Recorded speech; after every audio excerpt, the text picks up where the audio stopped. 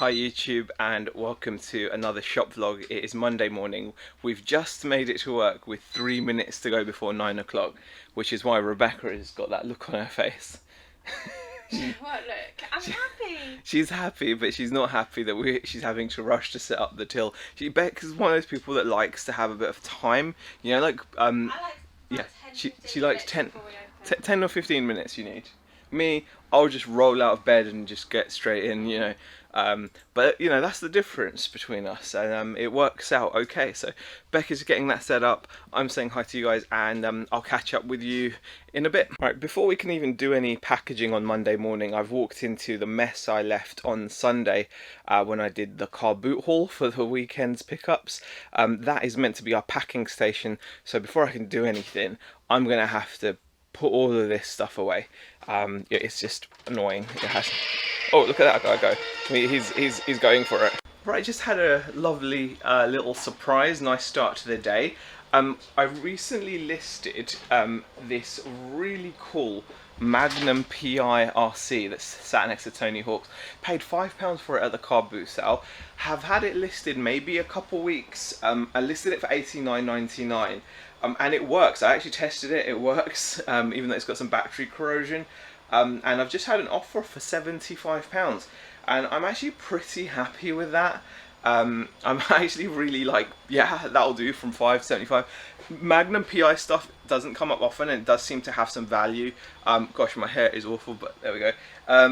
So I'm really happy. I think I'm going to accept that offer and get us off to a good Monday morning start online, and then hopefully the shop will also get some sales, and hopefully that'll just be the beginning of our eBay sales, which recently have been really strong. So I think 75 quid. Let me just give you a closer look at this actually, because it is freaking awesome. I did have some footage of it running, but I think I lost that, which is a bit of a bummer, but there we go. That is so cool. That is really cool. It's about 10:30 and I've just finished doing the shipping. We had done some yesterday, so we've only got a small bunch of parcels going out, which is fine. It is what it is. Unfortunately, it looks like I was a bit too excited about the £75 sale this morning, the Magnum PI Ferrari RC, because so far we've not had any payment, and because of the low feedback of the buyer, I'm not 100%. I'm not holding my breath for it. There's still time because obviously the purchase has just happened, but so far no payment. So there we go. So it's time to just get on with stuff in the shop and get the shipping labels printed out and get some work done.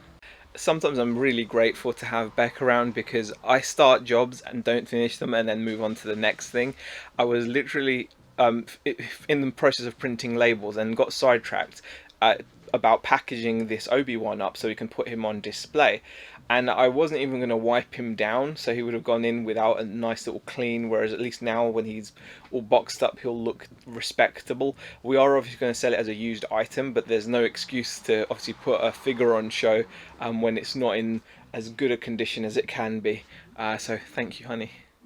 It's only 11:30 and the temperature is really picking up now. I've just been I've just dropped off the parcels that we had to ship out from over the weekend, and it is blistering hot already. We have now also gotten the Star Wars money banks out on display, which I'm really happy about. They're actually in excellent condition.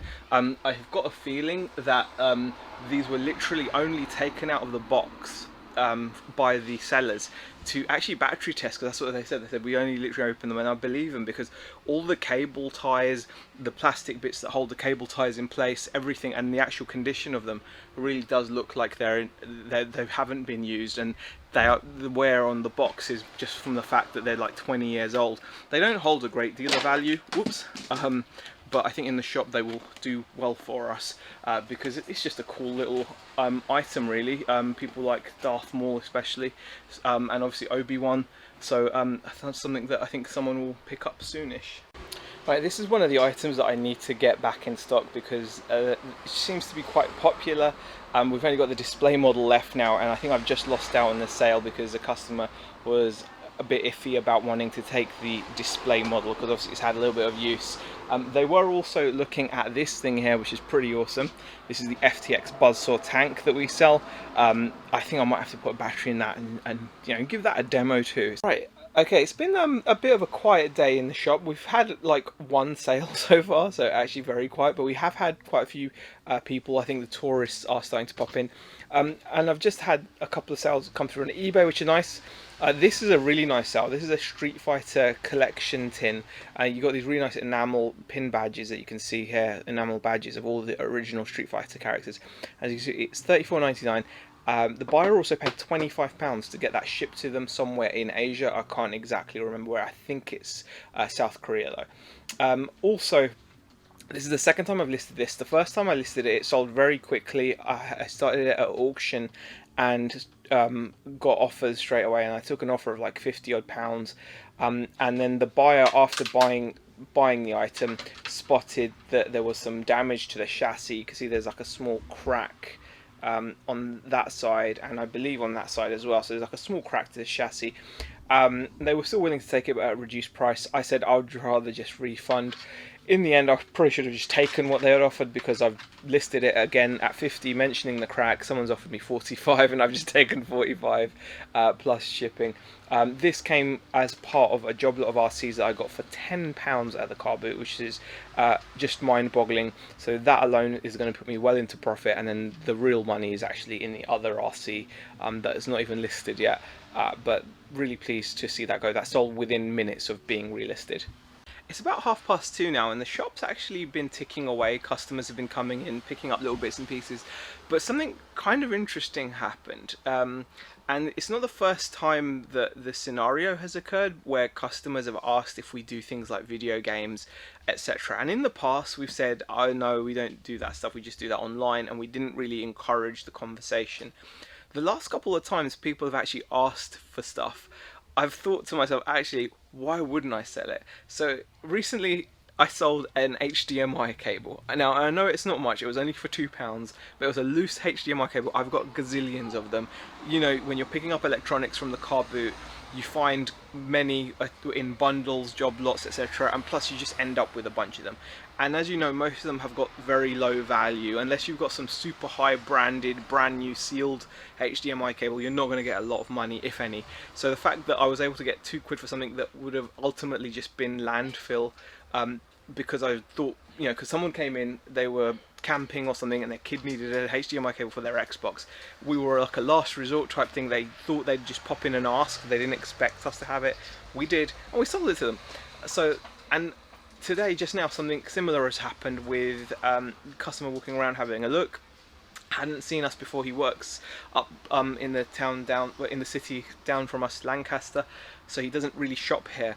But he was really pleasantly surprised to see the shop, and he just again asked the question, you don't do games type things, do you? And we're like, oh no, not really, not in the shop, but we do them online. But this time I said, you know, we do have like a few consoles like the Wii and the N64, and on N64 it is perked up. So the short of the story is ramble. Yeah, after the rambling, the short of the story is we sold an N64. It wasn't on display, it wasn't listed, it was only listed on eBay, and we sold it in the shop, no hassle, no shipping. The customer got to see the product, got to see the condition of it, etc. We sold it and got a good price for it. We sold it for 70 quid, which I'm very happy with. That was actually part of the bundle that I paid 75 for, so that's the lion's share of it back. We also sold the Ram cart for 45. We sold Majora's Mask for, I think it was like 40 or 45, something like that. I can't remember what it was. And we sold, I think, Zelda Ocarina of Time as well for about 30 something, or 30 odd. And I don't even know if we sold that or not, but we sold the other bits, and we're well in profit. And it was just a nice quick sale, and now it's got me thinking. I've got Wii consoles, I've got PS2 consoles, I've got Mega Drives that I've not, like, you know, that I've not even listed yet. But when I do, I'm like, should I just shove one in the window? Why wouldn't I shove one in the window? We've been asked about games a number of times actually since opening, haven't we, hon? You don't do games, do you, and stuff like that? And we're always like, there she is, in case you're wondering.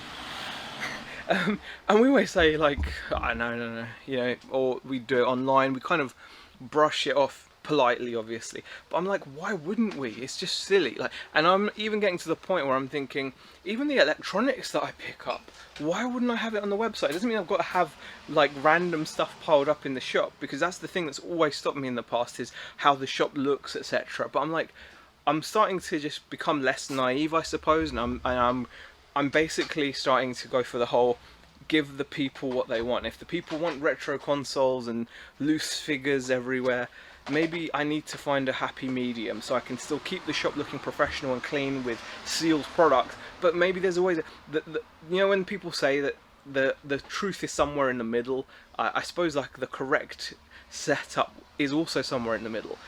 You know, when I started this shop, I wanted it to be super clean, super high-end stuff everywhere. Very quickly, Beck pointed out, not everyone that's going to come into the shop is going to want to spend 50 or 100 quid on an action figure.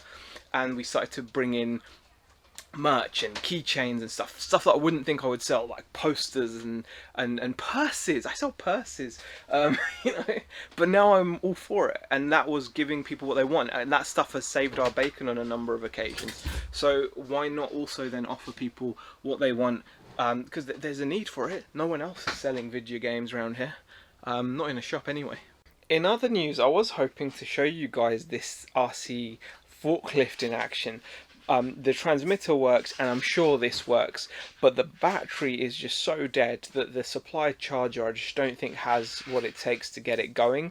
So I'm going to have to take the battery for this home and try to charge it using one of my chargers at home, and that should hopefully bring it back to life. And then tomorrow I can bring the battery in and see whether this thing can actually do some forklifting, which would be so cool.